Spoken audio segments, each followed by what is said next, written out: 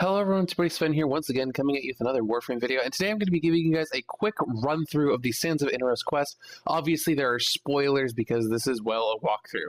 So obviously if you just want to experience the questline for yourself, this is not the video for you. If you need some help, this is the video for you. So without further ado, we're going to go ahead and get right in. So the quest blueprint can be purchased from Barrow Ketir on the Saturn Relay Chronia for 200 ducats and the 50,000 credits. I know the ducats is the way to pronounce it because he says ducats and I'm just going to roll with it. If he mispronounces it, then I mispronounce it. That's whatever.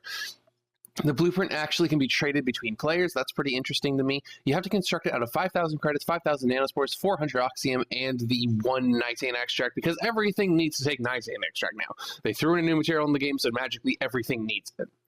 But you know what, whatever. So you claim it, and then you get to go ahead and exploit the tomb on Phobos, which basically, there's no combat to it. You run in, take an urn, then you leave. The urn is kind of I think an urn would just be the best way to put it. It's like a sealed vessel, I think is the real name for it. But overall, you just go in, take it, and then it'll give you the blueprint for Inaros as a reward. And the next up, you actually have an etching on the urn. It'll be one of these three, and you have to kill either Detron Crewman for the Corpus-looking mark, Seeker for the Grineer-looking one, and Volatile Runners for the Infested-looking mark. Excuse me there. It has to be those specific enemies. However, if there are modifications on the Seeker, that works as well. But the Detron Crewman doesn't really have any modifiers, and the Volatile Runner is Volatile Runner. But an Arid or a Frontier Seeker doesn't particularly matter. If it's Arid or Frontier, whatever the case is, you could just kill it and it counts towards your goal as a Seeker. You have to kill 60 of them. Now, when that happens, you must return to your ship to further examine the vessel, and then it'll be glowing, and then you have to go ahead and return to Opic on Phobos, which is the first mission that you went to, and return the vessel. Now, then you go through all that fun stuff. I don't want to spoil too much, but you know what? You lay down the sacred vessel, which will cause the door to open, reveal another sacred vessel. You go take that one, and then a large number of feral Kavats will attack, and then you have to eliminate before you can proceed. And Barrow is getting a little bit nervous here because he wants treasure, but you know, this is quickly becoming more than he's realized. Now you have to fulfill the second vessel's challenge, which will either be a Railgun Moa, a Hayeka Master, which is the new type of enemy for Grineer, or a Brood Mother. Now you need 20 of those, and then when you complete that, you go back to Opic to return the second vessel, and you'll pick up the third. But however, the Grineer will be present in place of the Infested, whereupon Barrow panics on their presence, seemingly calling out to Inaros for protection, now wants to hear the rest of the narrator's story. So Barrow, when it starts off, he's calling it a bunch of nonsense, but as it goes on, he's quickly becoming a believer in this. As before, you must go to the designated door, deposit the second vessel, and then collect the third one.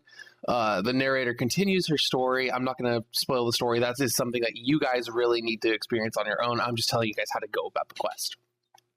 Now, it's eradicated, and so that's all story. The central shrine will now be occupied by a single hostile tomb guardian, essentially a gigantic stone rumbler, which is the kind of thing that Atlas uses. It's a giant golem, basically. You have to defeat it. Destroying the tomb guardian will make it spawn numerous smaller versions of itself, and these in turn will spawn more smaller copies until eventually being destroyed.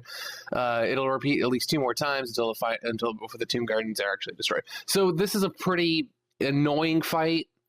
But if you bring someone like Frost or someone with a lot of AoE damage, you'll be perfectly okay. Barrow seems distressed and emotional at this point, is eager to find out more about Inaros. He asks the player to return. You get the chassis from that. Now you have a third objective, and this will be the final objective. It's either a Denial Bursa, a Manic, or a Juggernaut.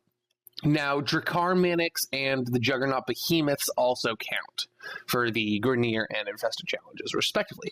So you do that, and then you go, and now Barrow's actually pleading you to save Inaros. You go through, then there will be a Tomb Protector, which is essentially a copy of Inaros. We will use a Mutalist Cernos as well as its abilities. Defeating him will cause it to cover itself in a sarcophagus where it cannot be harmed, and this will cause one of the giant statues in the main room to come to life as far as a Tomb Protector effigy, which will take the form of Inaros wielding a Legion weapon, which is the new staff. Defeating the effigy will make the Tomb Protector rise again and summon a sand shadow resembling the player while doing so. And this process is repeated until all the effigy giants are defeated and the Tomb Protector was finally able to be destroyed.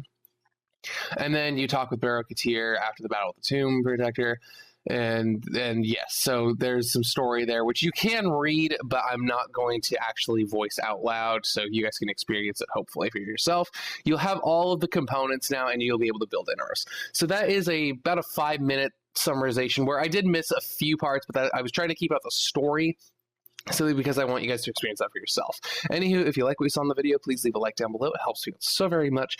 And if you want to see Warframe videos every Monday, Tuesday, and Wednesday where I normally do builds, I've just been covering a lot of the update 18.5 hype, tripping over my words here. But I've been covering a lot of this stuff. I usually do a whole lot of builds, so if that interests you, hit the big red button down below, subscribe to my channel. You'll see my videos the moment they come out. Anywho, this has been Sven. I'll see you on the next video. Take care.